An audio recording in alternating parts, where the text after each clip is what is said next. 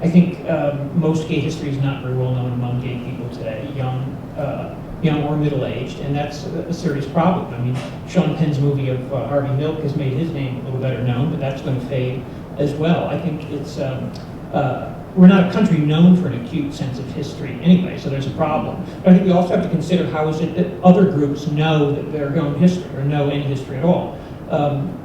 If you're Jewish, you know about Jewish history by way of family, by way of temple, by way maybe of political connection to Israel and Jewish issues in the world. Or if you're African American, by way of family, church, and school. It's in the curriculum now. We're in a completely different circumstance that way. Nobody learned about gay history through family, that's for sure, or through church or temple, and it's not in the curriculum. So I think we're still in a very dark period that way in terms of anyone knowing anything about the story that John has written about. If you want to use the Jewish or African American analogy, there's certain common threads to an identity there. So therefore, this desire to know a history that means something to us as a group. But I think for gay people, and that's what I think John gets so right in the play, what did it even mean to be gay? Did you identify with this group or not? Were there enough common threads to feel that you were part of the group, and therefore you would want to know your own history? And I think that's an ongoing difficulty. I think ultimately we're going to get to the place we want to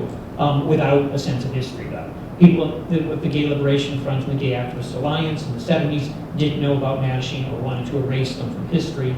People in the gay movement in the 1990s erased many of the activists from the 70s, and it's not, our situation is I think not going to involve our history in many ways.